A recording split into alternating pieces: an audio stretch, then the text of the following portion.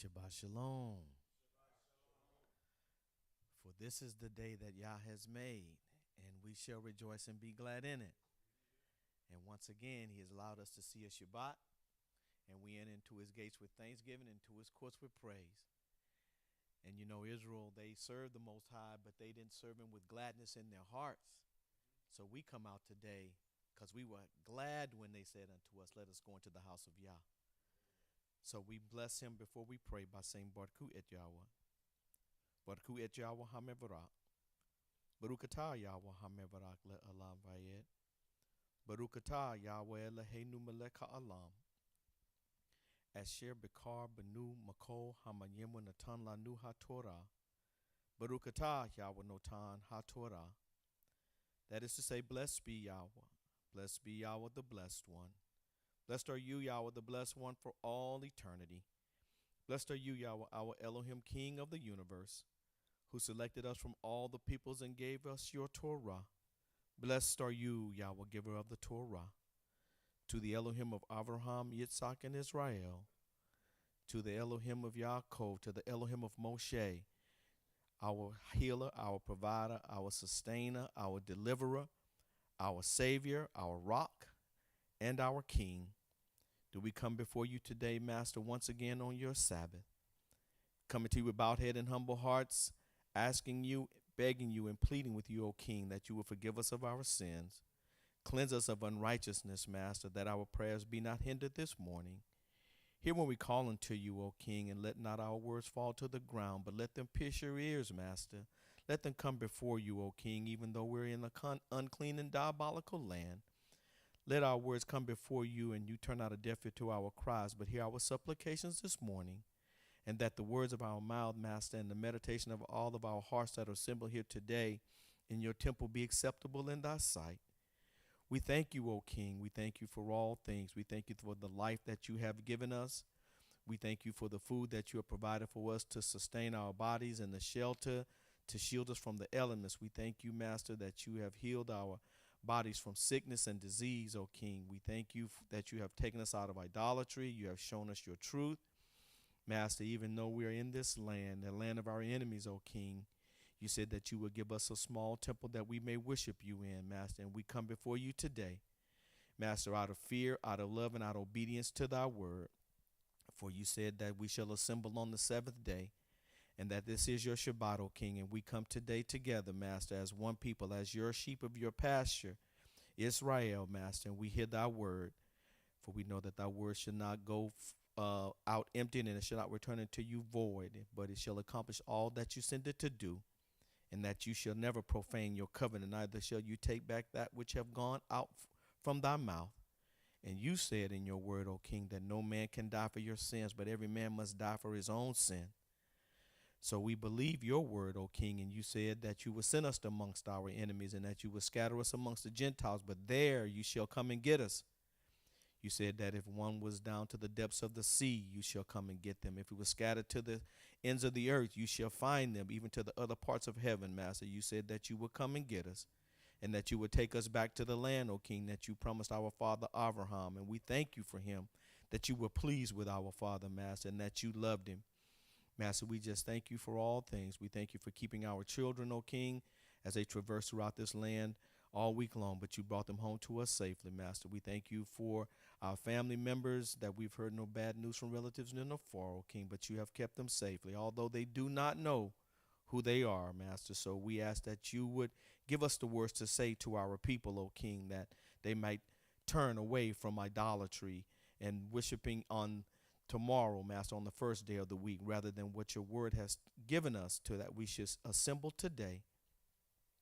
Master, we just pray that you would just till their hearts, Master, and soften the ground, that they may have an ear to hear thy word, O King.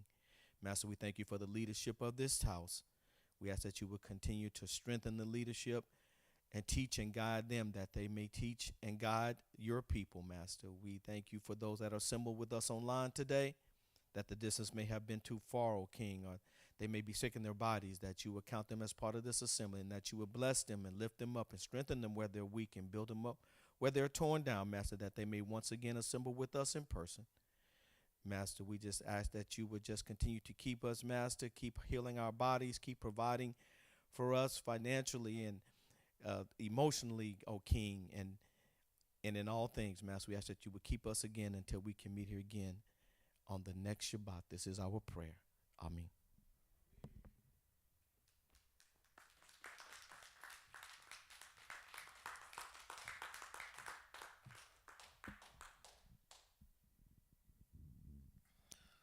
Shabbat shalom to everybody. It's always good to be able to be here in the presence of the Most High and the place that He has provided for us to worship and lift up and proclaim His awesome name and His teaching to those who have an ear to hear. We're going to read today the last chapter of Songs of Solomon.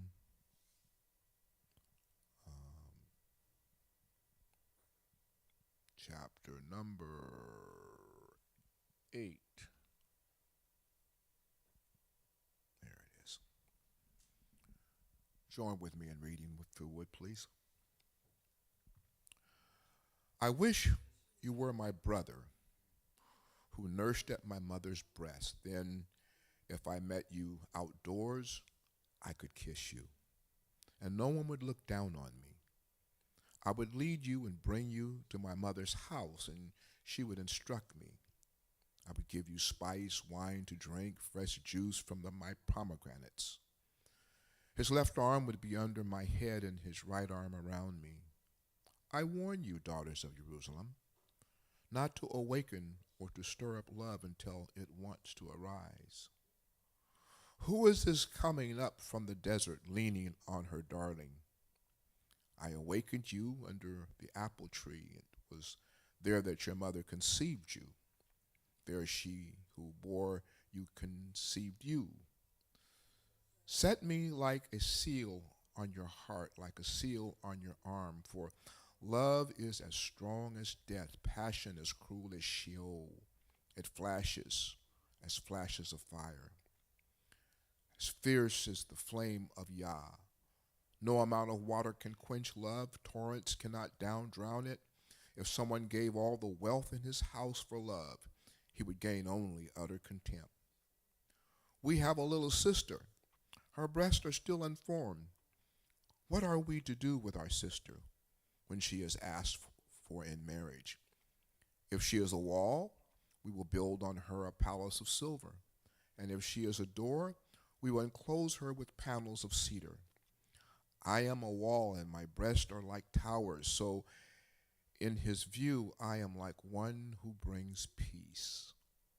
Shlomo had a vineyard at Baal Haman, and he gave the vineyard to caretakers. Each to them would pay for its fruits 1,000 pieces of silver. My vineyard is mine. I tend it myself. You can have 1,000, Shlomo, and the fruit caretakers 200. You live in the garden, friends, as are listening for your voice. Let me hear it. Flee, my darling. Be like a gazelle or your young stag on the mountains of spice. Songs of Solomon. You may be seated. I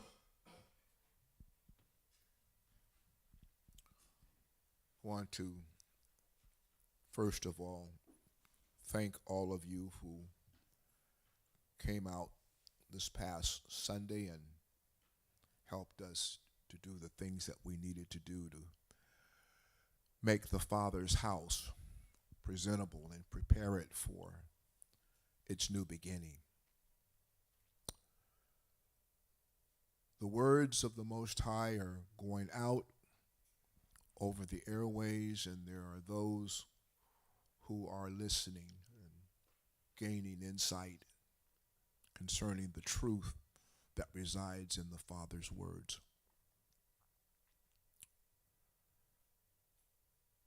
We have to come to an understanding that Yahweh is Echad.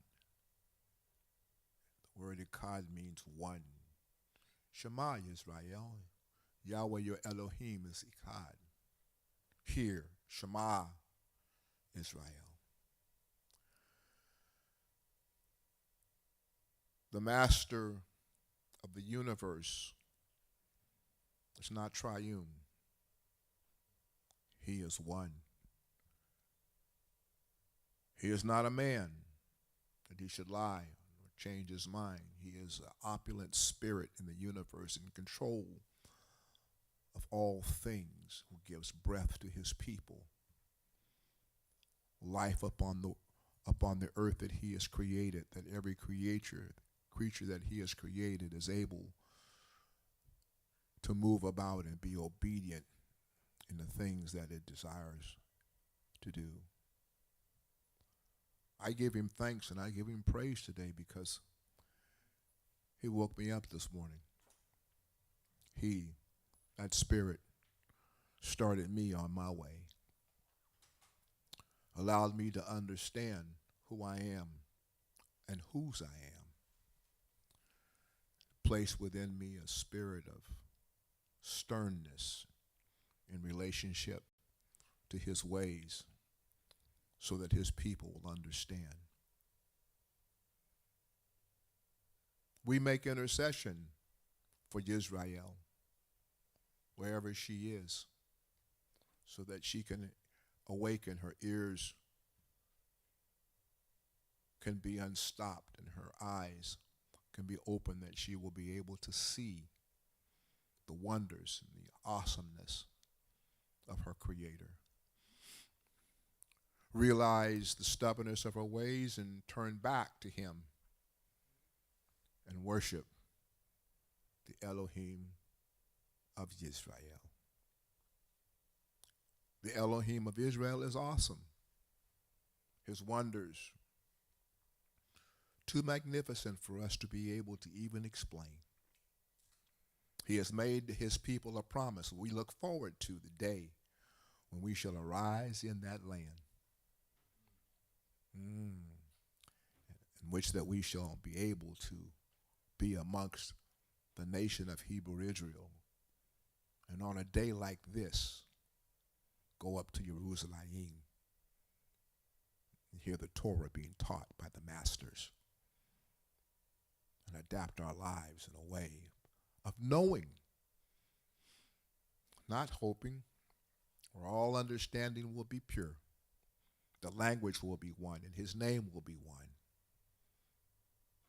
And we'll be able to see our opulent king, King David, ruling over Israel. I look forward to that day. Today is the end of the month and going into the first of the month, and those of you who are online watching each week, I pray that you're benefiting from the teachings that are coming from this house, and we would ask that you would make your contribution to First Tabernacle Fellowship. I realize that we kind of have a spirit, if I'm not in the house, I don't give. But you're at home and you're watching by home. We have a QR code that's before you where you can screen and make your contribution. You can mail your contribution to P.O. Box 221720, Sacramento, California, 95821. We'd be so happy to receive your offerings and your contributions as we bring this service to you each week, the teachings of the Most High. With that being said, our teacher, once again, Moray Sean Appleton.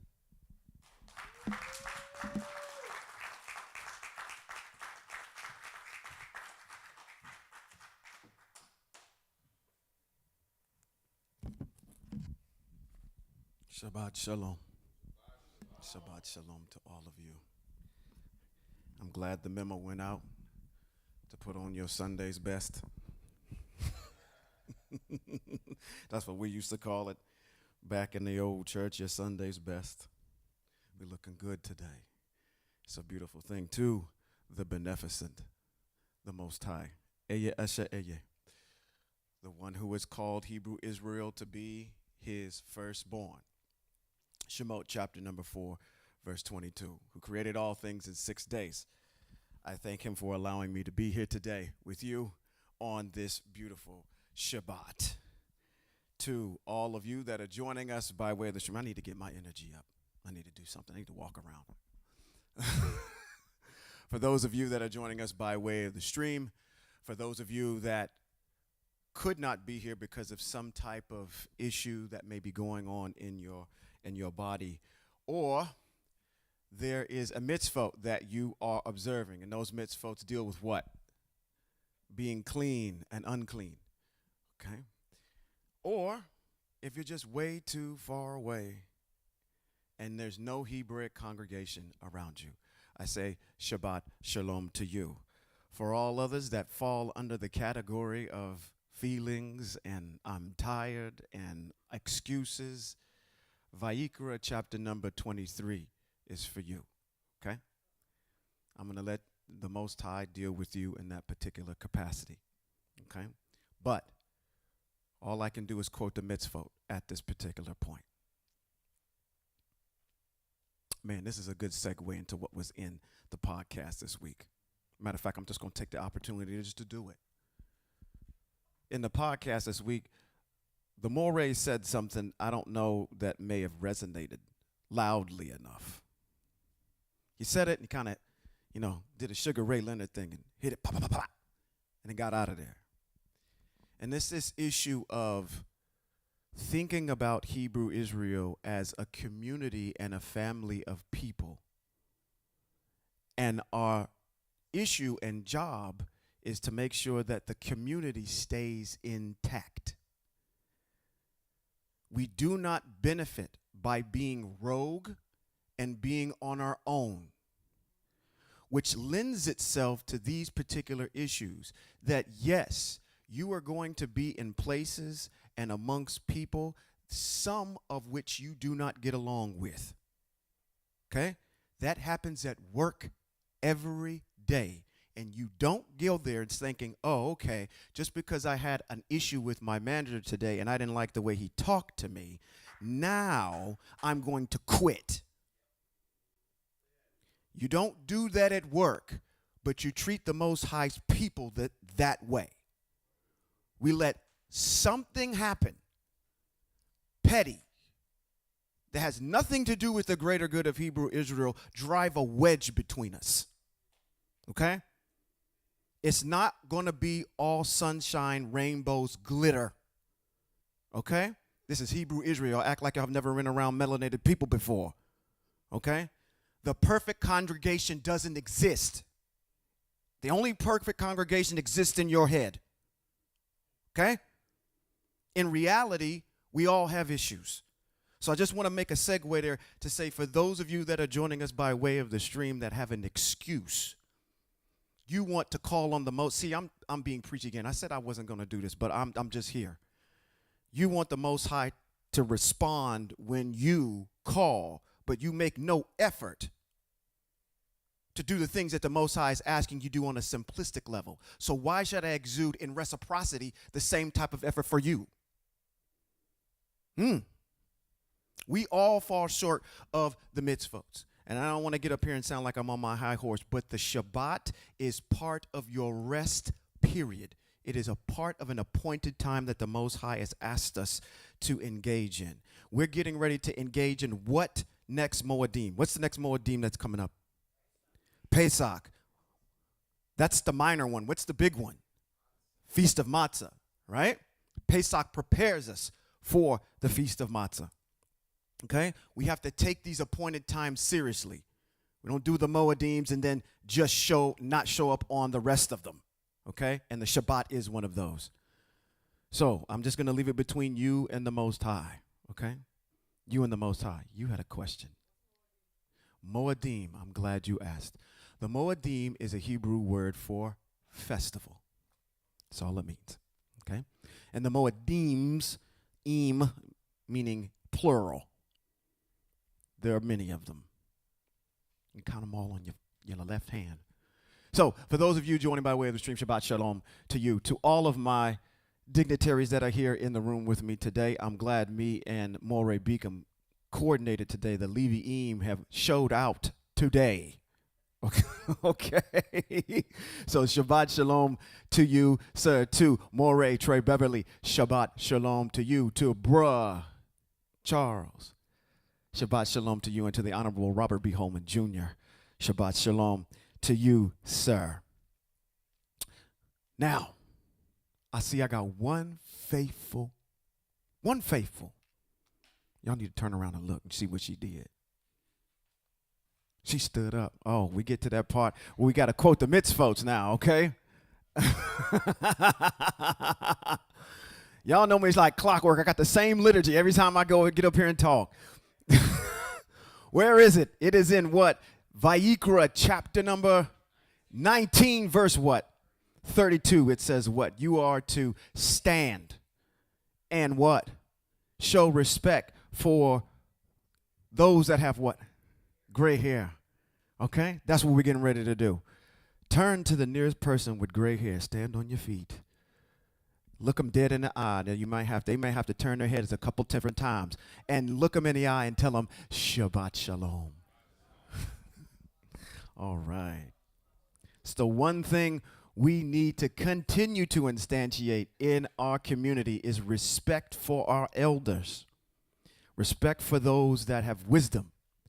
Respect for those that have come before us. Because me and my wife were talking about it today. And a couple of days ago, we said these young folk just don't understand respect at all nowadays. So, Shabbat Shalom. Now, to my studio audience here joining us here today, Shabbat Shalom to all of you. We're going to do what? We're going to do something. We're back at it one more just to tell it like it TIE is up in here. All right?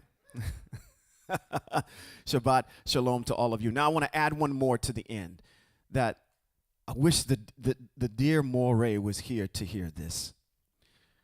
And she had said something about we need to be kind of more community-oriented. We need to be more family-oriented. So I want to say Shabbat Shalom, not only to our descendants that are here and our descendants that are not here, that are going to hear these recordings, but also do not want to forget to intercede on the behalf of Hebrew Israel. There are people that are out there that do not know that they're Hebrew Israel, and we are going to intercede on their behalf for what? What in my estimation, what's the best thing that you can intercede on their behalf for? That the Most High opens their eyes and that the Most High continues to extend his grace. Because without that, they're gone. They're lost. Period. So, Most High, continue to extend your grace to your people that their eyes might be opened and come back to the understanding of you. Okay? Shabbat Shalom. Shabbat Shalom. I'm going to do a little bit of a postulation that I had this week. And I was watching a couple things on YouTube, and you guys know when I start watching YouTube, it's to be antagonized on purpose, intentionally. As I was watching YouTube, there were some videos that were coming up, and it brought me back to, again, what the Moray Malka had said when she was here on a podcast. And have you guys listened to the latest podcast? Okay, good. We got two of them with her. The first one, she had mentioned something that was it's kind of stuck in my mind. It's been resonating for a little bit. And this issue of understanding the vastness of the Most High. In the beginning, it said that the Most High hovered over the waters, right? And then the Most High separated the waters, and the Most High is hovering above the waters, okay? When we get into Bereshit chapter number 1, we'll go over all that. I kind of did it a little bit before, but the Most High separated the waters and created space. Now, fathom how big space is. And the Most High is over space. So, to us, it would be an issue of looking at some proton or neutron or some nucleus in a speck of fiber that's in a piece of carpet. The building blocks of an atom, as far as being infinitesimally small in the Most High. the Most High in being infinite is something gargantuan that I can't even wrap my head around as a power. As you, as Hebrew Israel, you're a treasure. But she went on to say something that hit me dead in the mouth. She said, this is why you don't call that power a man, because it can only go as far as a man. And when you deify the man, now I'm adding on to what she said. When you deify the man, you deify the attributes of that man. What does that man look like? He don't look like you.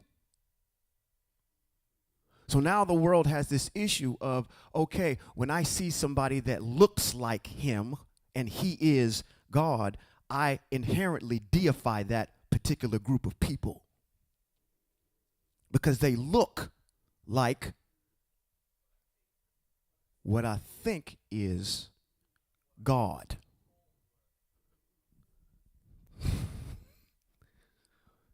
You deify the man, you deify his attributes. Blonde hair, blue eyes. Uh-oh. Surfer-like hair. Like he just got off of his surfboard. Every picture he takes, no hair is out of place. Okay? Makes you think about how some of the systems in the world are in place. You experience racism as a African American. Other cultures, like, then I just learned this week. There are some sects, S-E-C-T, of, let's say, and I don't want to talk out of turn, and I know the chat is going to get crazy when I say this, in some Latino cultures, they deify or they lean with more preference for those that are lighter skinned. Okay? Like the darker ones we're going to, you could be a Latino. Be a dark Latino, and you will get treated differently than the lighter skinned ones. Why is that? What are most Latinos? Catholic. Who do they deify? JC. What does he look like? Fair-skinned. So the more fair-skinned you are, the closer you are to God. What are you? You're on the other end of the spectrum. But we know as Hebrews that the Most High is not a person. And the Most High has no form as a man. Or he's not a man. It says that in text in Bad Midbar. It says, I am not a man that I should what? Lie or change my mind. I am a power. I am one. So, just food for thought as I'm bouncing around here. To understand the vastness and the greatness of the Most High. When you start looking at things, you understand why things are the way they are. I'd be very hard pressed if you went into any evangelical house of worship and showed somebody that their Elohim was looking like you. Okay, then we have a problem at that particular point. Wait a minute, hold on. How many of y'all are familiar with the KKK? What did they used to burn on your front yards? That cross was the symbol of whom? JC. Right? Okay. Now, they feel justified. Do you think if you was to walk up into a KKK rally and talk to the Grand Wizard and say, really, the guy that you're worshiping is a Hebrew. He actually looks like me. That's never going to happen. Okay? So there's an agenda behind certain things on why certain systems are in place and why, at the end of the day, if you don't understand in Devarim chapter number 28, that because of your violation of the first command, you are now in exile. And because you are in exile right now, you are the tail, not the head. And you will continue to be the tail and not the head. You've activated that curse. When you did that, when you abandoned the ways of the Most High. And that's why I'm coming back full circle to what I had said when I opened up with that when we intercede for Hebrew Israel, you're praying for the intercession on the behalf of them because we need them to have grace. The Most High needs to extend grace so their eyes can be opened.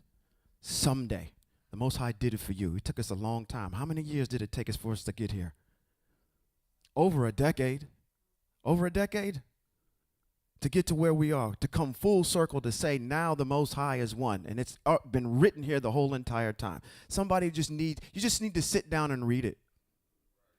Just read it for yourself. When somebody gives you, matter of fact, because my dear sister talked to us about, and I said that yoke was broken for me going across the street and grabbing texts and trying to disprove stuff and doing all that stuff. I don't even have that book up here no more. I don't even want that around me because it's strictly Hebraic in here. B'nai Israel is who we're going after, okay? We don't need to be looking at anything else, and I don't even want to do that anymore. I have no desire to do it anymore, okay?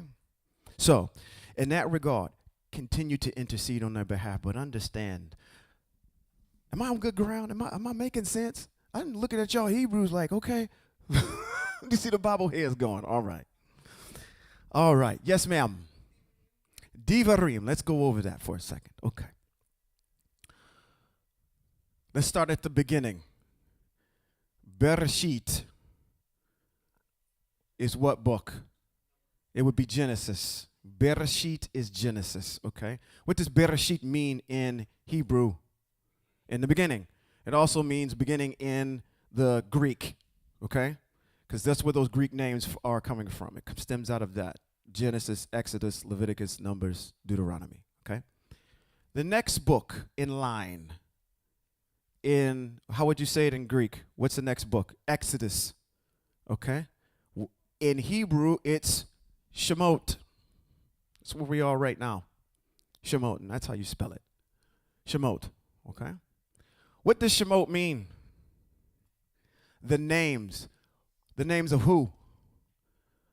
Of the sons that went down to Mitzrayim when they went down there because of what? A famine. They were already, okay, let's just keep going. I don't want to get too far off track. As Morays, we get up here, this Rolodex thing, my Moray already told me, see, I'm doing one right now. My Moray said, when you fill that head up with a bunch of data, the Most High will just start pulling stuff out right on the fly, okay? That's why nothing is scripted, okay? What's the next one in the chain? In Greek, it's what? So we got Genesis, Exodus, or Bereshit, Shemot, and what comes next? Leviticus. That's in the Greek. What is it in Hebrew? Vayikra, okay? So Leviticus means what in the Greek? To the Levites. That's what it stands for. They never talk about that across. Ooh, I'm going to keep them out my mouth. I'm sitting over there looking at my Moray because you know what? She's been so impactful in changing some things in my mind to where I'm not going to try to take the approach anymore of, and I guess I should say this, take the approach of trying to tear somebody down. Because that is something near and dear to them. They're going to hold steadfast to JC and defend him. When you come at them, they're going to defend him. What I want you to do is I want you to put your hands down. I'm going to give you this. Why do we shake hands? To show that I don't have a weapon in peace. That's what I want you to do. I want to extend a handshake to you. And the only way I can do that and show you that I'm not coming at you with razor blades, because that's what we're doing. We're coming at them with razor blades and lemon juice. And all they want to do is protect who they have, instead of me extending my hand in peace to them by offering them what? The ways of the Most High, and edifying them in that, to say that this is written about you. You are a set apart group of people. You are a treasure to the Most High. The Most High is close to you, and if you just turn back to his ways, do you understand? All these things will start clicking after a while, why you are where you are, and what we need to do to have restoration within the community. It's all right in the text. But if we're not reading, and we're always trying to hurt somebody, not say hurt somebody, but trying to tear their ideology down, they're going to be what? Defensive the whole entire time. Let's build them up. Where was I at? Okay, so we stopped by saying that Leviticus is for the Levites. What does Vayikra stand for? Somebody spoke to Moshe. He called. Who called? The Most High called who? Moshe. The Most High called Moshe. And he gave him these mitzvot to give to the house of Levi. Okay? That's Leviticus. The next one after that is the last one that you had the question which about is the book of Deuteronomy in the Greek. In Hebrew, it is the book of Devarim, which is what? What's that stand for? The words. That's what Devarim stands for. These are the words that Moshe spoke to Israel before what? They went into the land. That's how those books are set up. Oh, did I forget numbers? I'm sorry. I skipped right over numbers. So let's go in order. Bereshit, Shemote, Vayikra, Badmidbar. Okay. Badmidbar is numbers. Badmidbar is numbers. Numbers means numbers. These are the numbers of the people because it kind of starts out within that first chapter going down doing a census. That's why you think of numbers as, okay, these are the numbers of people. But in the Hebrew, it's Badmidbar, and Badmidbar means in the wilderness. These are the things that happened to your people in the wilderness while they were traveling to the promised land. Devarim is set up to say, right, hey, we're getting ready to cross into the land. This is the last set of instructions I want to give you before you go ahead and cross. That's when the second splitting of the water happens with Yehoshua. Okay? The ark goes out before them, and then they are able to cross on dry land twice. Okay? So there's a couple of different times that the Most High parts the water for them. Okay, so does that answer the question? Hopefully that does. Okay, good. We are in the book of Shemote. Shemote, chapter number 24. Anybody want to comment on where we've been thus far? I do it every single week. Let me do it one more time. Let's wheel up. Matter of fact, I want to set up something already before I get here. Where are the feet of this TV? Where are the feet of this TV? The feet are on the bottom, right? Where's the back of that TV? And behind it. It's in the back. The feet are underneath it. But the back is in the back, right? Remember that. I'm going to try to prove a point with that. Remember that. Shemote, chapter number 24 and 25. Let's see if we can move this forward here. Our ancestors, we see the birth of our ancestors. Shouldn't say the birth of our ancestors, but as a nation of people, we see them flourish under the guise of slavery, though, in an area of Mitzrayim where they were housed, which is in the land of Goshen. In Goshen, they built two cities, the cities of Ramses and the city of Pithom. Okay, two cities which today you can go and visit. Okay, you can see that Hebrew history that's there in those particular two cities. We see that the Most High brings up Moshe. Moshe has a little incident where he shows you he's about that thug life. You know, Tupac, thug life. Okay. Y'all don't know them, but you looked at me. You don't know, but I know Tupac. Shakur. Where, what happened? One of these Egyptians was fooling around with one of these Hebrews, and Moshe said, nah, that ain't going down today. So what does he do? Kills him. And then he's on the run now. So he goes to Midian, and he marries a Midianite priest's daughter. Okay? Now, he gets his commission while he's there. He goes back. He has a little conversation with the Most High. They get all squared away on who's who and who's what. What am I doing? What's my name? All that things. These are the things that you need to do in order to sell yourself not only to the Hebrew people, but also to sell yourself to Pharaoh, okay, to show him the pedigree of who you are. They do that. We have the plagues that happen in in Mitzrayim. They're able to matriculate through that. They come out. They grab all the Versace and the Gucci And come on, give me another. What was them red bottom shoes y'all ladies wear? I know you got like 4, 5 of them. What are they called? A bootay? Whatever. Something sounds like you're saying something about some bootay. I don't know what that.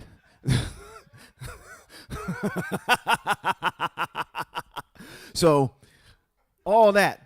They fleeced Egypt when they left. They took their money and they took their clothes, okay? So it wasn't as if I can imagine in my mind when Hebrew Israel was showing up at the mountain to meet the Most High for the very first time, they was decked out because he told them to go wash. And if you're going to put on your Sunday's best like y'all did today, what clothes did you have? Because you only worked in slave clothes, okay? Because I could assume they were decked to the nines to the, I don't know what's getting ready to say, suited and booted and gated and tailored up there. So they come out, they cross the Red Sea, they come down through Marah and Elim where they have the 2 issues with the water. They get attacked by the Rephidim. They defeat them. That's the whole issue of Moshe is up on the hill and he has his 2 assistants hold his arms up because anytime that he has arms up, Hebrew Israel would prevail. Okay, that's what happened there. And then we get to Mount Horeb where the Most High says, sequester yourselves, Hebrew Israel, for 3 days. And then the 3rd day, I'm going to come back and I'm going to meet you. That's where we get into one of the pivotal chapters that you need to know as a Hebrew is chapter number 20 of Shemote. Why 20? Because 20 is where the infamous 10 commandments start. Those are not the 10 commandments, okay? Those are the first 10 things that the Most High said to all of Hebrew Israel. Before Hebrew Israel said, you're speaking too loud. Moshe, you go and talk to him. He wasn't finished with the mitzvot. Those were the first 10 that he gave them as a nation of people before the nation said, you're speaking too loud, you go talk to him, Moshe. Okay? Then the mitzvot continue on, and that's what we've been doing from chapter number 21 through 24. Okay? So in 24, we're going to see the culmination of all this. But, Bruh B, I want to jump back into 23. I want to read the last paragraph of 23, which we're going to start at 25, just so we have context moving forward. I love context. It gives it a holistic view of the whole entire process here, okay? So you know where we are.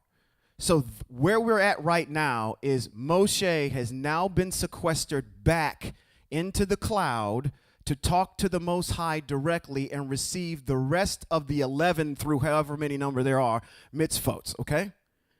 Moshe's getting done receiving them, and this is the instruction that the Most High gives him. Matter of fact, let's just do 24. Let's go to verse 24 for context. Let's say this is the last mitzvot that the Most High is giving Moshe before he gives him this dissertation. And then we're going to go right into 24, chapter number 24. Context, okay? It says in 24, you are not to what? Worship their elves, serve them, or follow their practices. Rather, you are to demolish them completely and smash their standing stones to pieces. 25. You are to serve whom? Yahweh, Eya Asher Eye, El Shaddai, Yahweh Savaot, Yahweh Rapha, Yahweh Yireh, all those.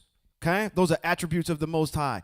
Eye Asher Eye, Yahweh, yours.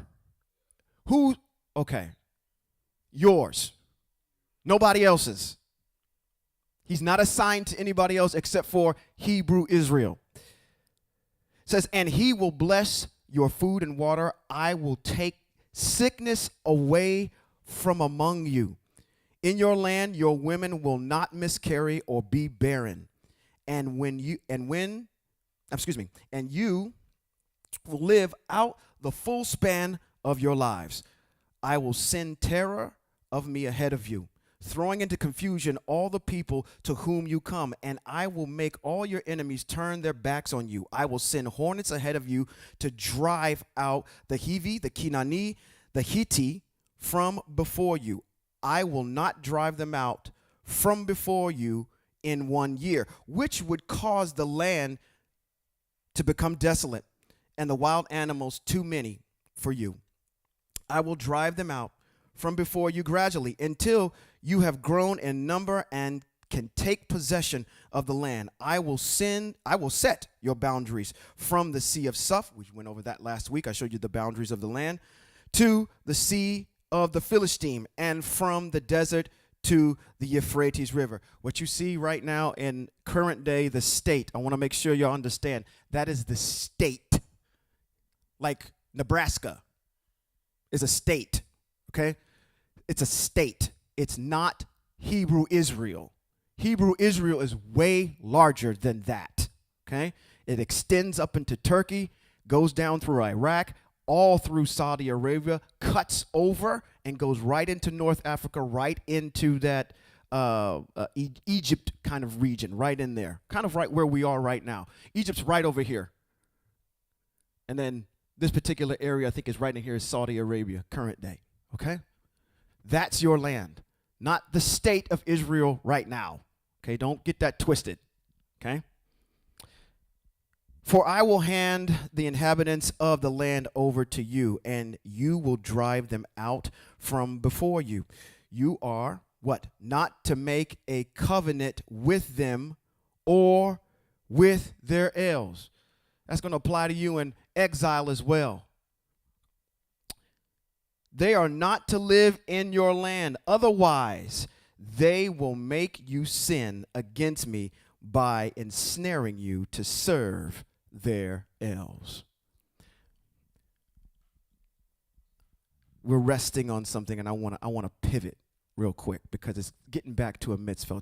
Let's have a little short little midrash real quick. Question for you. I'm figuring out this myself in real time. I'm bringing this up real time. We're going to figure this out together in real time. This is the question on the table. I've been struggling with this issue when we were talking about these mitzvot, about this issue of beating your servant. Beating your servant or beating your, the text says, slave, okay? If you beat them to the point where they almost die, you can do that. I'm having a real issue with that. And this is my postulation. Here's the question. Is everyone in Hebrew Israel, and this is the reason why I bring this up because of this last stanza, is everybody in Hebrew Israel, including the slave, have to believe in the Most High? Because my question here is this, is that if I have a slave that was acquired from some type of conquest and they come back to Hebrew Israel, that slave doesn't believe the same thing I believe. So I have someone here that's not fully into the Most High that we just conquered, right? Think about it.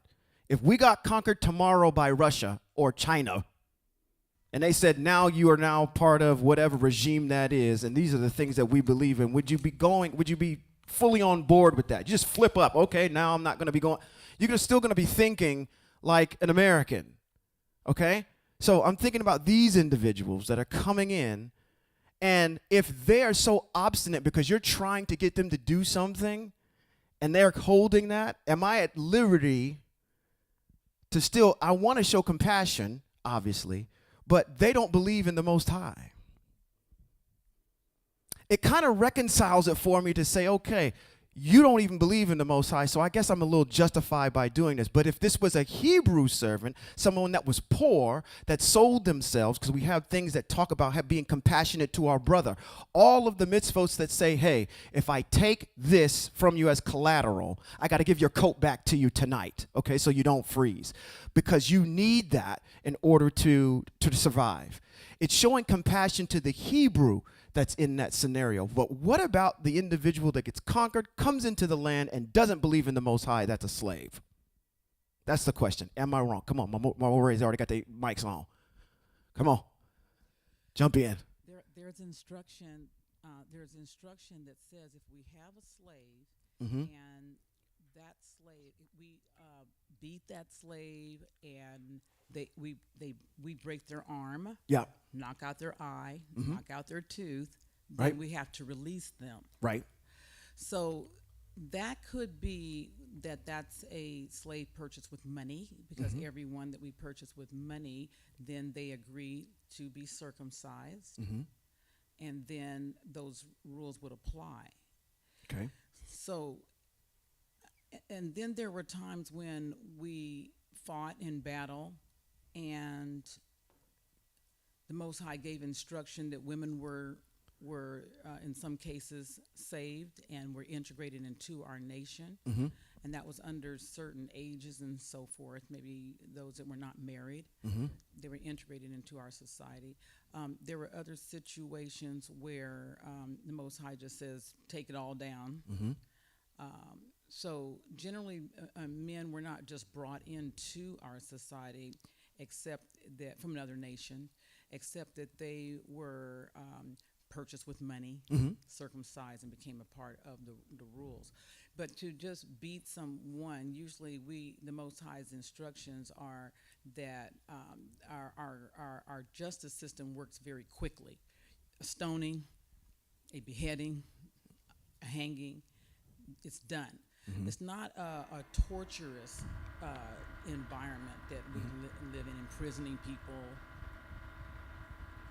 Hold on 1 second. All right. Here we go. Okay. We don't have like prisons and all that stuff, so things for, eons and stuff like that. Our lands is always cleansed very quickly. So I don't really see the beating someone, like we're taking some sort of pleasure in that. We don't. Right, I agree. There's no pleasure Right, we do a cut. in that. Moray. Yes, sir. Thank you, Moray.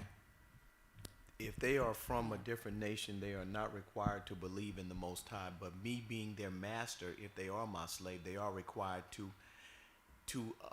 follow the dictates of their master. So if I say that I need for you to remove all the leaven out of your house because it is a feast of matzah, then they are required to do that.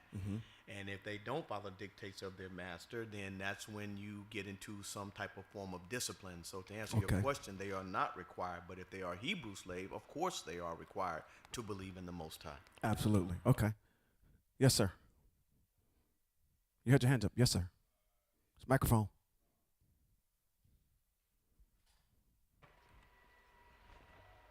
So the issue that we're trying to deal with, which we've attacked it from several different perspectives, which I like, is that's a non-believing person. Can I go ham on them harder? I should have said it this way. Can I go harder on them than I do a Hebrew? No? Yes. I can go harder on them than I do a Hebrew. Because that's where I'm going. Because then that reconciles the mitzvah eloquently to say, when I'm dealing with my Hebrew brethren, I understand that they are observing the ways of the Most High, and I have more compassion for them, okay? Even in their obstinance, I'm still going to have a little more compassion for them, but I'm dealing with somebody that doesn't care, and they are my slave. So I can go a little bit more, my level of discipline can be a little harsher, okay? To say, okay, you good? You said what I said. Okay, good. Yes, sir. But you can't talk without the microphone. Wait for that mic. Where's the microphone at? Let us get an understanding. Yes, sir.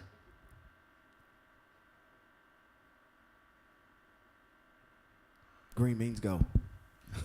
We also have to consider how when we think the how they will be, because we kind of keeping your Hebrew caps on for it. It just died. Okay. Here, we can trade. This won't work. Keeping our Hebrew caps for it, because we kind of initially, when we think of like beating a slave, we kind of consider it through how we were in like early stages of America and the transatlantic slave trade. How like a base beating was being tied to a tree and whipped, and it's not here, at least here.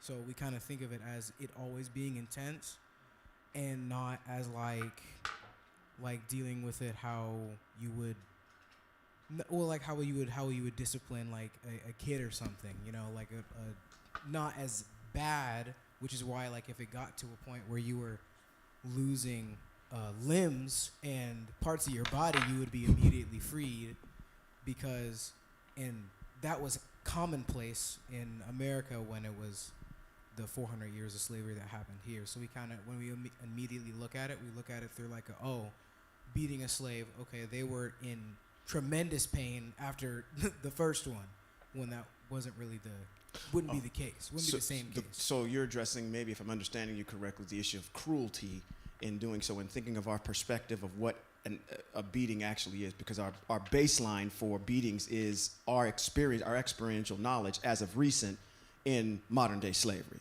Okay, all right, excellent comment. Anybody else? We good? Okay, yes sir, we got one more. Then we're gonna move on with 24, because I'm 32 minutes in and I got an hour left.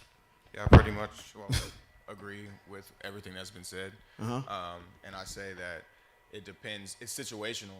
I would say that we should all have the same, as far as humility and respect for, no matter if you're Hebrew Israel or you're not Hebrew Israel. But when we look at the situations where the Most High tells them to go conquer land and that they can bring back slaves, some of those slaves may really be thugs and murderers that are trying to survive. And that's different than dealing with a slave who is coming in and trying to learn and adapt to what's going on. So I think it really depends on the situation. Excellent point. Now let me drive this issue home, because it might be like, what's the point? How does this apply in application today in Hebrew Israel? We don't own slaves. We don't own servants. We don't do that. Okay, that's not in play for us. But does establish an intent behind it, which is compassion for those you have dealings with. Let's say again, maybe the most global one is if I'm an employer and how I treat my employees. Or again, this issue amongst Hebrew Israel, if anything else as a baseline, is our interpersonal relationships with each other, with respect to one another, on how we deal with each other. Even in particular certain situations. We can look at the issue of slavery. We can look at the issue of another, dealing between two people in a property dispute or some type of legal matter. And it's always done with honesty, integrity. Don't fool around with the measures of weight. Don't give false testimonies. You're doing this because you want to be honest and have integrity at the same time by treating your brother with respect, okay? So these are the things that, again, if I'm tying this all together, but I just wanted to bring up that particular issue because I've been thinking about it for a long time. I'm like, wow, I just don't want people when they read this to say, you guys are cruel. This is what you believe? Okay, no, let me put this in the proper perspective for you, okay? Because this is a little bit different because that question that was asked last week, whether it's, about why is it just the men?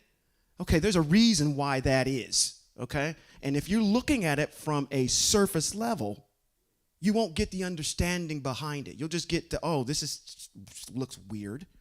But again, you have a westernized mind, and you're trying to apply it to a Eastern culture that has a kingdom. You live in a democracy where you can change the laws. Wait till you get over there. I don't like this. There's no voting, okay? There's no Democrats or Republicans over there. All that political crap is gone. You won't have to worry about, I don't know if you voted for him, but you don't have to worry about Agent Orange. You don't have to worry about Cheeto Man. You don't have to worry about any of that. Because none of that will be in place because you know who's going to actually appoint your king. You already know who your king is going to be. Okay, well then, all right. One less thing you got to do. You a registered Republican? Bruh. Are you a part of the Most High's kingdom? Nah, now we got a better question. Because I know what government you belong to. Okay, let's get into it. 24. We ready? Let's go. To who? Moshe. Eya Ashe Eye said, come up to Eya Ashe Eye. Come to me. You, now this is who's all coming up here. Bring your homies. Aharon, which is his brother, who's 3 years older than him. Navav, Avihu, which are who? Aharon's two sons that are still alive at the time. You know what happens to them later on. Okay? That's where we get into the issues of your intent doesn't negate the rule. Okay? Even if you meant good and you violated the mitzvot, you violated the mitzvot. Okay? You offered strange fire when you weren't supposed to. I'm sorry. That's not, we don't, let's stay on course. And the 70 of the elders of Israel. Prostrate yourselves at a distance while Moshe alone approaches. The others are not to approach. And the people are not to go up with them. Are we clear on the instruction that the Most High just gave? Aharon, Nadav, Avihu, 70 elders, come on up here. They're supposed to do what? Prostrate yourselves at a distance. Let's follow the instructions. Prostrate yourselves at a distance while Moshe alone approaches. Let's see if they do what the Most High asks. It says, Moshe came and told the people everything had said. So the Most High gives Moshe all of these mitzvot. He goes back down the mountain and he gives Hebrew Israel everything that we've just learned from chapter number 21 all the way through 23 of Shemote. All those mitzvot and commands that are in there. He tells them this. It says, Aya had said, including all of the rulings. Turn me just down and just a little bit in the house, please. It says, the people answered with one voice. We will obey every word Aya has spoken. Thank you. Moshe wrote down all the words of Aya. He rose early in the morning and did what? Built an altar. And at the base of the mountain, and set upright 12 large stones to represent the 12 tribes of Hebrew Israel. Okay? Got everything. Told Hebrew Israel. But I know my moray is like, why don't you go back and get that verse that you just read and say it one more time? Can we? Let's go back to verse 3. It says, Moshe came and told the people everything Aya had said, including all the rulings. The people answered with one voice. What did they say? Matter of fact, y'all need to say it. Y'all say it in unison. Turn me up just a little bit. Just a little bit. Little bit. There you go, right there. What did they say? Everybody say it. We will what? Ooh, my goodness. We need to get our choiring skills back together. We said, what did it say? The people answer with, it says one voice. One voice. We will obey every word Yahweh has spoken. One voice. Everybody acknowledged those mitzvot of the Most High. What happens next? Moshe goes ahead, builds an altar, and then erects 12 stones. That's where we're at. That's what it says. I said, that's what the scroll says. That's what is in there. Verse 6. Let's jump down. Matter of fact, no, 5. It says, he sent the young men of the people of Israel to offer burnt offerings and sacrifice peace offerings of oxen to Aya. This establishes the idea that they knew a form of how to do offerings. Prior to, because Vayikra chapter number 1 hasn't shown up yet. That's where you get all of your peace offerings, your sin offerings, your guilt offerings. All of that is in the first 4 chapters of Vayikra. Actually matriculating through chapter number 7 if you want to be technical about it. Okay? So they knew how to do some form of sacrificing. Okay? Now, let's move on. It says Moshe took, I'm in 6. It says Moshe took half of the blood and put it in the basin, and the other half of the blood he splashed against the altar. Then he took the book. Don't like that word there. Should be then he took the scroll. Okay? Because we don't have books this early when you go back and you do your history. Books don't show up until about 1400 BCE, somewhere around in there. You nerds are going to quote, don't quote me on that. I think I'm close. I think they show up as early as in India prior to in 1400 BCE. And I hate using that word BCE because you know what that is, right? That's getting to the, okay. Just as a point of reference, just so everybody's, okay. I'm trying to be as Hebraic as possible, y'all. And if I got to use something, I'm going to call it out, okay? Then he took the scroll, let's substitute that word for book for scroll, of the covenant and read it aloud so that the people could hear. Is that not what we're doing? It says, and they responded. What did they say? Come on, everybody. It says, everything that Yahweh has spoken, we will do and obey.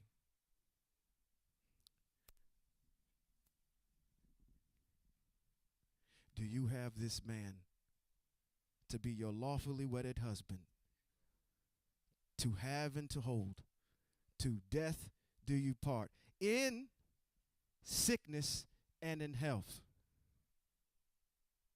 Do you? What say you, wife? Everything that Yahweh has spoken, we will do and obey. This is where we get the idea of the ketubah, right? The marriage contract between Yahweh and his people. Okay? All right. So when you hear the prophets later on start talking in these metaphorical languages, this is where we are in text, right here. Okay? Verse 8. Moshe took the blood, sprinkled it on the people, and said, okay? This is the blood of the covenant which Eye Asher Eye has made with you in accordance with all these mitzvot. There is your, sealing of the covenant right there. All right? Sealed in blood with your ancestors from an animal and not a human. Okay?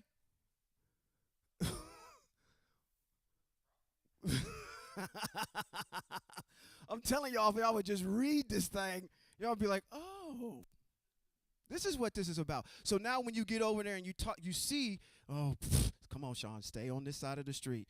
You see, I'm getting ready to step off the porch. Come on, Moray. Nah, I feel somebody pulling my coattails. Come on back. All right, verse number 9. Moshe, Aharon, Nadav, Avihu, and the 70 of the elders went up, and they saw the El of Israel. Under his feet was something like sapphire stone.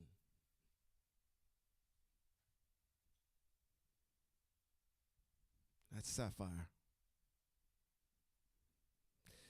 Under his feet was something like sapphire stone, pavement or as clear as the sky itself. He did not reach out his hand against these notables of Israel. On the contrary, they saw El, even as they were eating and drinking. I got to deal with something that bothered me about this passage. All these metaphorical instances of under his feet, in his hand. Could one not read that and say, okay, well, they saw Yahweh. He was standing there. There's JC right there.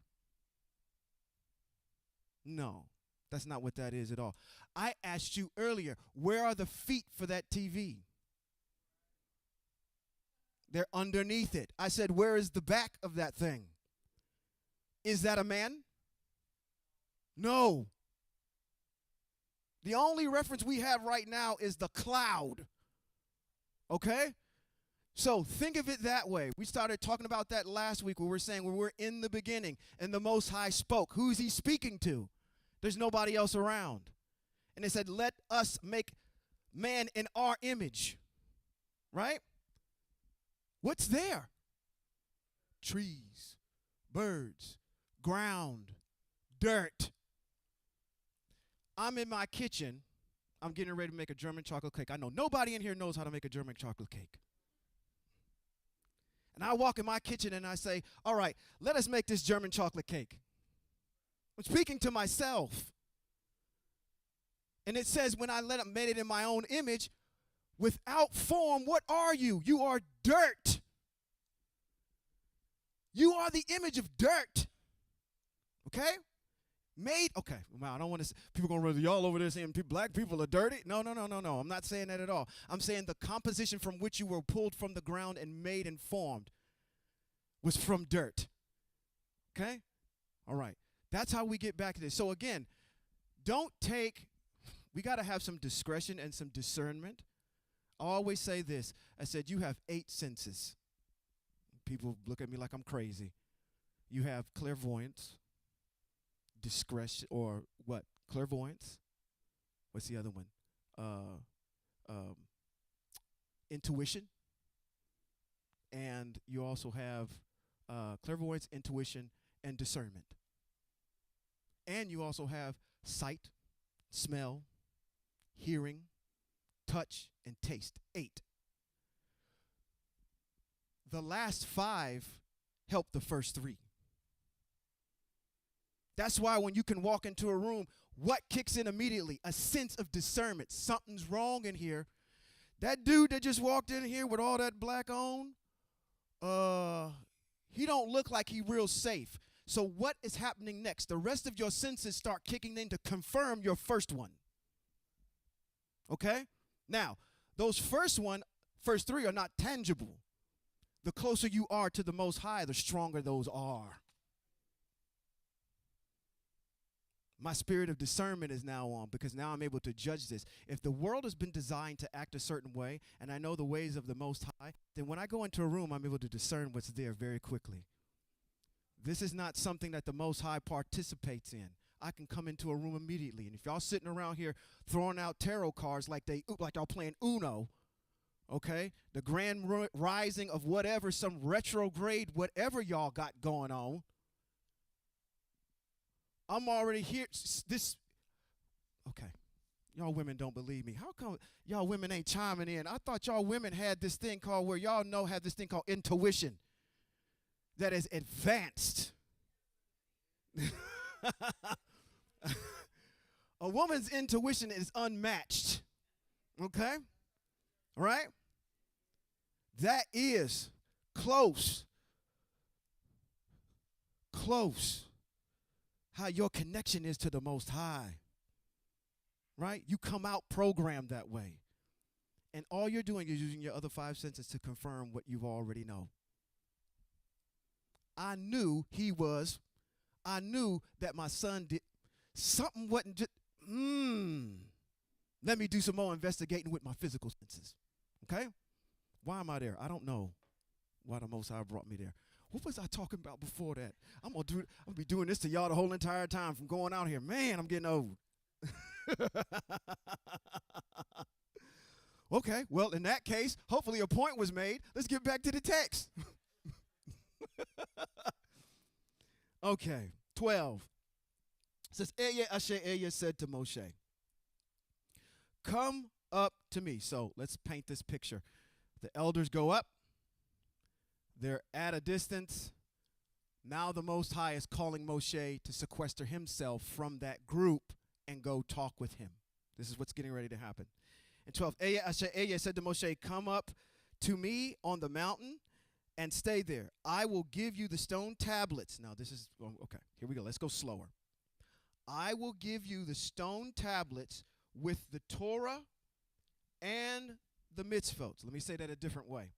I will give you the stone tablets with the law and the commandments I have written on them so that you can teach them. Moshe got up. Also who? Yahshua, his assistant. And Moshe went up onto the mountain of El. To the leaders he said, stay here for us until we come back to you. Now, we know that they didn't do that because somehow or another they got to get back down that hill to start making a golden calf. Somehow or another their patience wore real thin. So we don't know. Okay, I'm giving too much away. He said to the leaders, stay here for us until we come back. See, Aharon and Hur are with you. Whoever has a problem should turn to them. All right, so I got to throw Aharon under a truck here, okay? Because had you have just obeyed what your brother had asked you to do to stay up there, we may not have had this golden calf incident because you had to get back down there if you just stayed where you were. Okay? So a little bit more egregiousness to throw into Aharon's accountability bag. Moshe went up onto the mountain, and the cloud covered the mountain. The glory of Yahweh stayed on Mount Sinai, and the cloud covered it for 6 days. What was up there? The Most High was in a what? Cloud. Not a man. Okay? Not a man. All right. Moshe went up onto the mountain, and the cloud covered the mountain. The glory of, or the Shekinah, you might have heard that word before, of Yahweh stayed on Mount Sinai, and the cloud covered it for 6 days. On the what day? 7th day, he called to Moshe out of the cloud.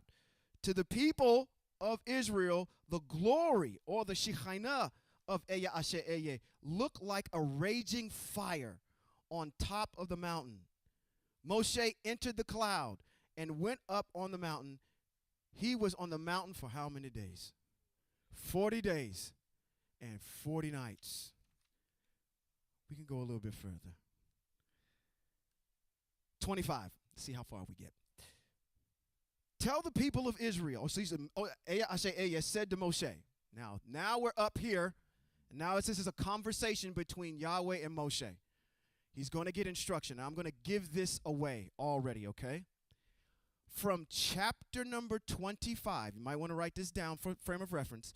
From chapter number 25 to chapter number 30 are nothing but mitzvot and commands about this thing right here. That. From chapters number 25, where we are right now, through 30, give you all of the mitzvot on this. How to construct it. What materials are in there. Who's going to be operating in there. What they're supposed to be dressed like.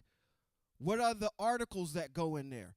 The basin, the altar, the menorah, the table of showbread, the ark itself. All of the construction of all this is going to be given to Moshe from chapter 25 to 30. That's what we're getting ready to go up. So I'm just going to leave this picture up here because we're going to be talking about this for the next couple of weeks. And nothing but this. Okay? Let's begin. 25. Yahweh said to Moshe, tell the people of Israel to take up a collection for me. Accept a contribution from anyone who wholeheartedly wants to give. That does not mean you lock the doors of the church and tell people that you are not going to let anybody leave until a certain amount is given.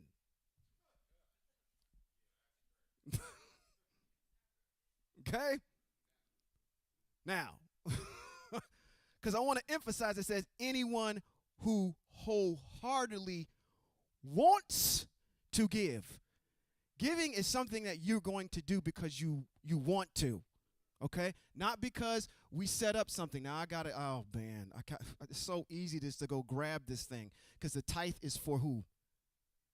For the Levites. The tithe is for the Levites and only the Levites. So you instantiating a tithe is against, okay. Come on, get on the porch. The contributions you are to take from them is to consist of gold. Now, do they have all this? How do we know that? Out of Mitzrayim, thank you. And also, they would have pillaged these Amalekites that attacked them too. They would have got some of that stuff too out of them. So they got it on them. It says, so that consists of gold, silver, and bronze. Blue, okay, now, has anybody ever asked the question, does the Most High have favorite colors? Does Most High have favorite colors? Okay, all right. How many of y'all have a house? Y'all live in y'all got an apartment. House, apartment, abode, place to stay. Okay. Or matter of fact, let's do this. Think about your dream house. Think about your dream house. Imagine your dream house. Okay? Your dream house, you've already got, is it going to be like feng shui? Is it going to be a minimalistic thing in there? Is it just going to be black and white paintings on the wall? Is it going to be filled with color? You going to have hardwood floors, anything like that? You got a color scheme, right? Based on the colors you like. This Most High is describing the colors I want you to get from Hebrew Israel because these are the colors I like. Let's see what the Most High's favorite colors are. It says, I'm going to tell you I like gold, I like silver, I like bronze. So don't be down on your brothers out there. They got the big dookie robe on. His Most High likes gold and silver and bronze. And you not going to wear it? You're going to adorn yourself with what the Most High adorns himself with? Now, I don't want to be materialistic. People are already looking at me like I'm crazy. It says, blue, purple, and scarlet yarn, fine linen, goat's hair. Blue, purple, scarlet, fine linen, goat's hair, tanned ram skins, and fine leather, acacia wood, oil for the light, spices for the anointing oil, and for the fragrant incense, onyx stones, and other stones to be set for the ritual vest and breastplate. Where does the ritual vest and breastplate go? It goes on the Kohanin Hagadol, which is the high priest, which is going to come later on in the mitzvot, okay? So let's do something first. Tell Israel this, gather all these materials. We're going to do something with them. It says, they are to make me a sanctuary. This is how you're going to build my house. So what? I may live among them, right? So the Most High is living in his sukkah, his house, and that sukkah is established where? In Yerushalayim, in the land. Okay? It's not in Utah. It's not in the United States. Okay? I just read to you a chapter ago where the boundaries of that land is. Okay? Where are we? 9. You are to make it according to everything I show you. The design of the tabernacle and the design of its furnishings, this is how you are to make it. This is how you design my house. They are to make an ark of acacia wood, 3 3/4 feet long, 2 1/4 feet wide, and 2 1/4 feet high. You are to overlay it with pure gold. Overlay it both inside and outside, and put a molding of gold around the top. Cast 4 gold rings for it, and attach to its 4 feet. Again, 2 rings on each side. Make poles of acacia wood and overlay them with gold. Put the poles into the rings on the sides of the ark. You will use them to carry the ark. There's a mitzvot that's going to come on later on who can actually carry the ark. Okay? That's a specific tribe that stems from the house of Levi. I believe it's the tribe of Kehat is the one that can carry the ark. Okay? There's 3 individual sons that come out of there. But again, you're going to find that out later on. I'm just skipping ahead for you PhD students that are nodding your head at me. What did I leave off? 15? The poles are to remain in the rings of the ark. They are not to be removed from it. Into the ark you are to put the testimony which I am about to give you. You are to make, now, a cover for the ark out of pure gold. It is to be 3 3/4 feet long and 2 1/4 feet high. You are to make 2 cherubim of gold. I wish I had. Okay, so if you look at the ark, they're like these wings that go out over the ark. They're on opposite sides of each other. Make them hammered work. Next time when I come in this, guys, I'm going to have all this up here on the board so you can see it. Now, I didn't prepare as much as I would have liked to. But this is the piece that we're talking about that's back behind the veil. This piece right here, the ark. For a frame of reference, if you didn't know.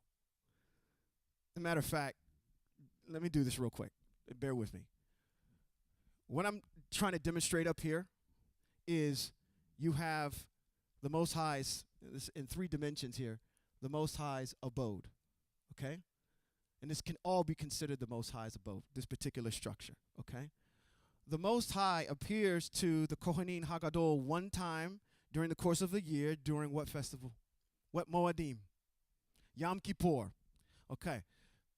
the Most High manifests here, back in this place where the ark is, and what's in the ark is the testimony that the Most High is talking about. That's in this piece here. Outside of this veil, you've got the altar of incense, the table of showbread, and the menorah to light that particular area, okay? That is in this particular area out here before you enter in. So that's what's in this structure here that you can't see. It's covered with badger's hair, okay? You get out in front, you have the water basin. And then you also, man, where's my pointer at? I wish I had it up here. I do have it. Ha! Okay. You've got the water basin, laver here. And then you have the altar where the sacrifices are made out in the front. Protected by an outer court, or this is the outer court area, but protected by this structure of walls, which we're going to go into how the foundation of all that's put together. How deep those things are, how far these things are spaced apart. It's going to get real. If you construction folk, if you're not a construction person, you're going to get real bored the next couple of weeks. So I suggest if y'all don't suggest y'all do 5-hour energy, I'm pretty sure that there's an equivalent to that. What's an equivalent to that? The 5-hour energy drink that's wholesome, that's organic. Sea moss, eat you some cayenne pepper or do something. Because if you're not in construction, this is exactly what we're going to be talking about, how this is all constructed, okay? Just to give you kind of a world tour of what we're getting ready to build, okay? The Most High's abode. When Hebrew Israel is camping, they have assigned seats, okay, around this thing, okay? So to the south, you have Reuben, Simeon, and Gad. To the the left-hand side, for frame of reference, you have Ephraim, Manasseh, and Benjamin. On the top side, you've got Dan, Asher, and Naphtali. And then in the front, you've got Yehudah, Issachar, and Zebulun. So you have to walk through these tribes in order to get to the front. You got to come through Yehudah, Issachar, and Zebulun. Okay? Which will probably play into something later on. All right? Just so you know what we're getting ready to build. Are we okay? Okay. Let's move. Keep moving. Thank you for your patience. 19. Are we at 19? Are we good? 19. Let's start at 19. Let's go get that. Let's make them of hammered work for the two ends of the ark cover. Now we're in 19. It says, make one keruv for one end and one keruv for the other end. Make the keruvim of one piece with the ark cover and its two ends. The cherubim and their wings spread out above. And again, I'll bring you a picture of that next week. So their wings cover the ark. Their faces are toward each other and toward the ark cover. You are to put the ark cover on top of the ark. Inside the ark, here we go. What's inside this thing? Inside the ark, you will put the testimony that I am about to give you. How many of you are familiar, are old enough? I know you're not old enough. You're not as old as me. Neither were you. You're not as old as me either. Matter of fact, you're not as old as me, so you shouldn't answer. Because I'm way older than all of y'all. At least I got at least a couple of years on you.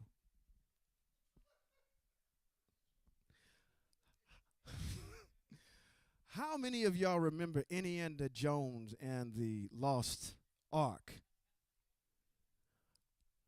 Indiana Jones and the Lost Ark. Who was the lead actor in that movie? Harrison Ford, right? And he was what? He was an explorer. If you haven't seen Indiana Jones and the Lost Ark, go watch that, okay? They're trying to find this in that movie. That's what they're trying to find. Indiana Jones and the Raiders of the Lost Ark. Because after Hebrew Israel is kicked out, we're going to find out that no one knows where these things are. These are lost. No one knows where they are. Okay? There's lore of them being buried in a particular mountain somewhere. But the Most High is going to reveal that in its due time. But these original pieces, no one knows where they are. So the Indiana Jones and the Raiders of the Lost Ark is a movie about, Steven Spielberg directed it, which is I think Steven Spielberg is Jewish. Went ahead and made this movie about trying to find that piece. and all the adventures and everything. It's probably where you get your modern day Jurassic Parks and all the kind of adventurous jungle movies and whatnot, where Jumanji and all that kind of stuff kind of stems back from that catalyst here with the Raiders of the Lost Ark. But anyway, that's that particular piece. So it says, inside the ark, you will put the testimony that I'm about to give you. So he's over there trying to find the ark. Inside the ark is the word that the Most High gave to the Hebrew people. That's why I guess what I'm bringing that up. So ironic. They got all these folk over here trying to find your heritage when it's sitting right in front of you. It said, there, I will meet with you. I will speak with you. Okay, so from this ark, this is what the Most High is saying.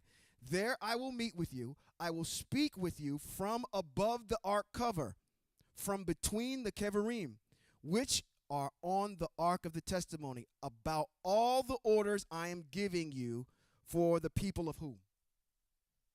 Israel, nobody else but y'all, okay? You are to make a table of acacia wood. Okay, there's a table. All right, let's keep reading before I go and point it out. Your table of acacia wood. 3 feet long, 18 inches wide, and 18 inches high. Overlay it with pure gold and put a molding of gold around the top. Make around it a rim handbreadth wide and put a molding of gold around the rim. Make 4 gold rings for it and attach the rings to the 4 corners near its legs. The rings to hold the poles used to carry the tables are to be placed close to the rim. Make the poles of acacia wood, overlay them with gold, and use them to carry the table. Everything in the Most High's abode is made out of what? Acacia wood and covered with gold. Imagine walking in a room, pure gold everywhere. Everywhere. Now, we did a little cost analysis on this to say, if I was to build the Most High's room with the materials that are spelled out, that's the other thing I want to bring up here too. Is your Most High very specific? He doesn't speak in riddles or parables. No, he doesn't. Okay, so he's going to tell you emphatically what he wants. Okay, but if you were to walk in there, we did a cost analysis. We said that, and I'm going to show you this later on when we get into the nitty gritty of it, that this room alone, in present day money, would probably be anywhere, probably with inflation today, I want to say anywhere from $65 to $70 million of just material. When you look at how many ounces of gold had to be used in order to construct and formulate everything in there, that's just the material. That's not including the labor to install it, okay? Which would have been free, but what you're going to see at the end of this is that you see about the raw materials. Where does the Most High say how to adorn it? That's where Bezalel and Oliav come in. They're given all of these raw materials. Moshe has the blueprint in his head because he's getting shown it by the Most High while he's up there in the mountain. Bezalel and Oliav are taking these materials, helping. I think Moshe was the one. I think you brought it up. Moshe erected this thing in one day. But what did Bezalel and Oliav do? Okay, think of Bezalel and Oliav as graffiti artists. These are the guys that are going in. You see the plumage on those columns and Roman architecture and whatnot? Those are the guys that are coming up with all of the ingenious creations that go to adorn the Most High's house. So when you're looking at the Most High's house and how it's adorned and what do we say in the street? How it's pimped out, tricked out, whatever. I can't be using them words. Lord of mercy. There are 2 words that are synonymous to each other. I am so glad I'm around family. My goodness. Moray, you cannot say that. Stage. Stop. But you see it all done up. And those are the 2 guys. You're going to read about those guys when we get later on. At the end of this, he's going to say, I want these 2 guys to do it. I want them 2 guys to trick out my stuff. Make it look dope. Okay? All right. Let's keep going. Only got a couple more minutes here. Get you out of here. Oh, where are we at? 29? 29. Make its dishes, pans, bowls, and pitchers of what? Pure gold. On the table, you are to place the bread of presence in my presence always. This is the table of showbread. It's right here. All right? 31. You are to make a menorah of pure gold. What's a menorah?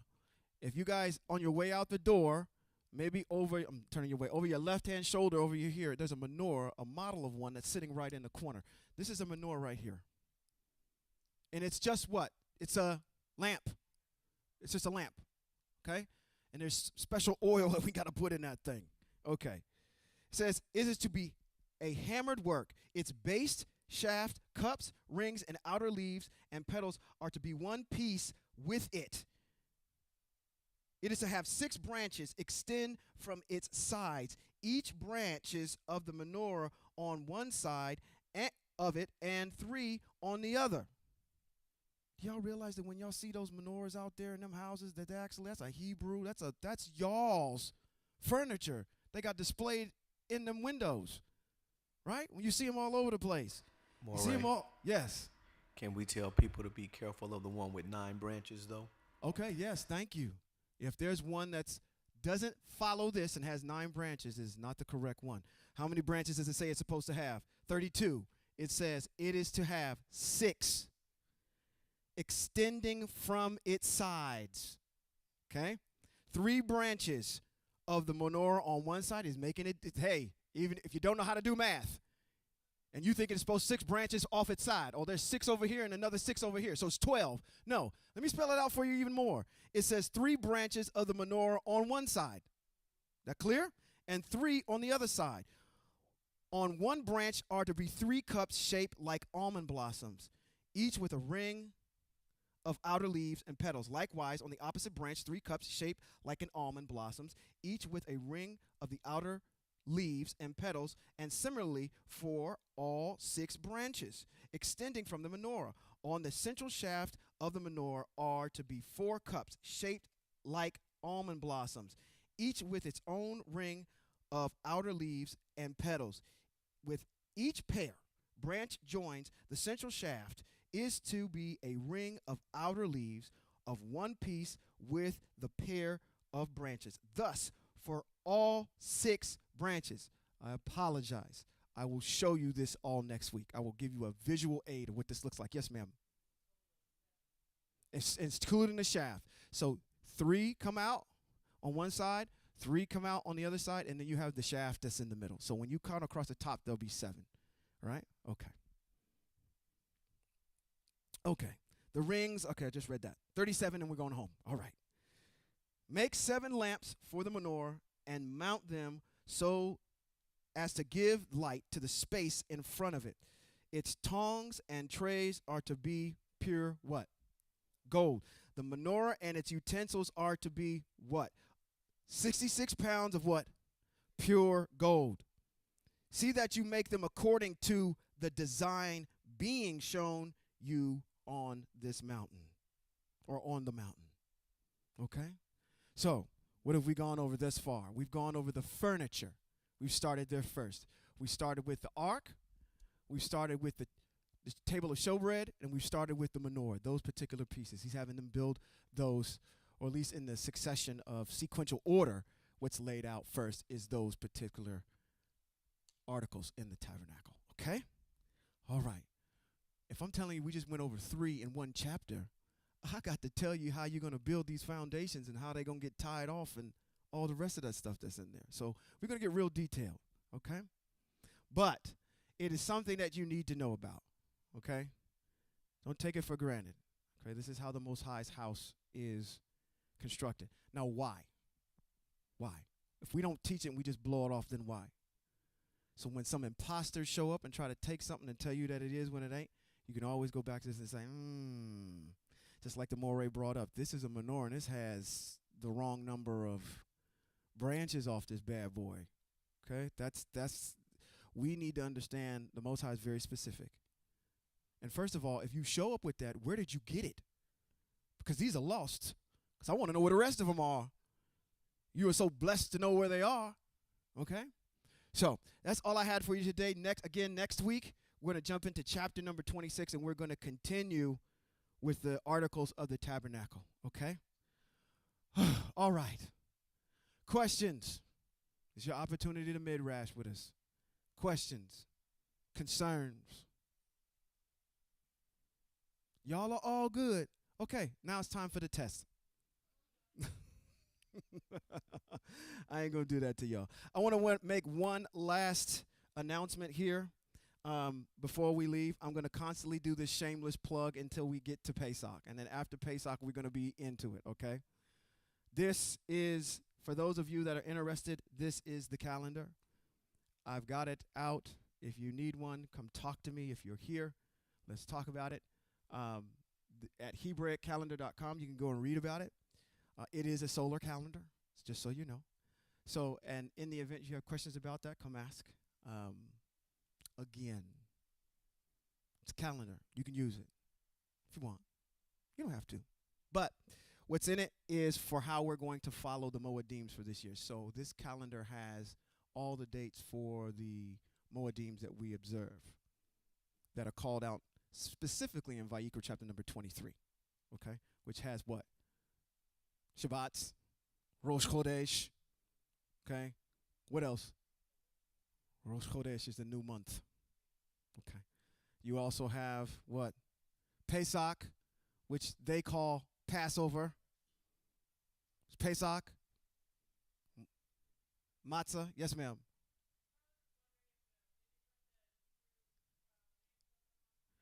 I did not, that is a great suggestion. That's a great suggestion, but check this out. I could only use 4 because there are only 4 names. What's the name of the first month? Aviv, all right? It's Etanim, Luz, and Bul. The first, the second, and then the 7th and the 8th have names, and they show up in the book of Kings, okay? It's not Tishri, it's not IR, it's not none of them, okay? Because those are all Babylonian names, okay? When you're in exile, those are the names that they assign to those months, okay? It's no different from anybody saying August, July, whatever. That's because you're in this exile, and that's the code, that's the name that you use.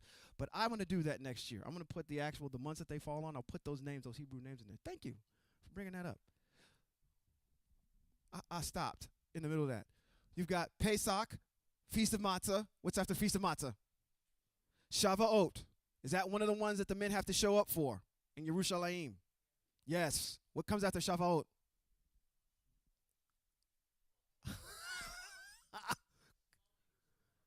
The Feast of what?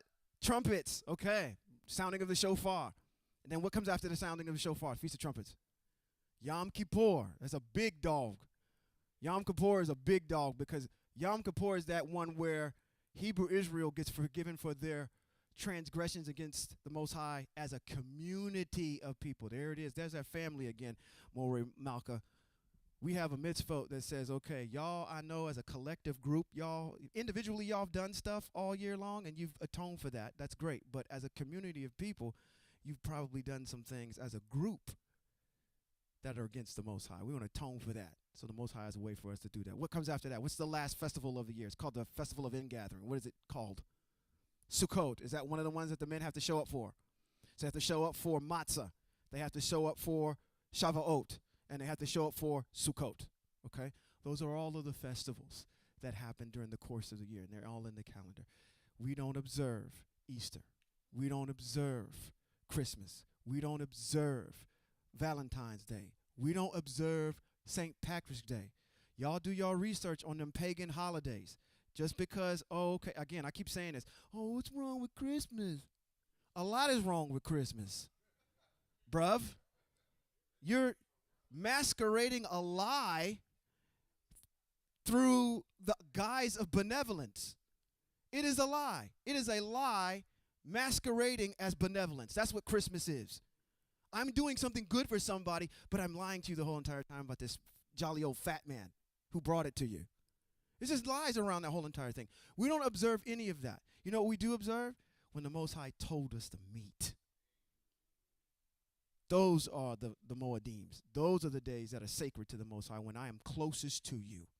And today, Shabbat is one of those. Okay? Part of your rest and part of your health and fitness program is observing the Shabbat. because you can't have good nutrition, good fitness practices, and not have rest. Okay? So the Most High is already built in to the grand scheme of things of renewing your body, a day of rest for it, and today is that day. So, with that being said, stand to your feet so I can bless you. We can get out of here.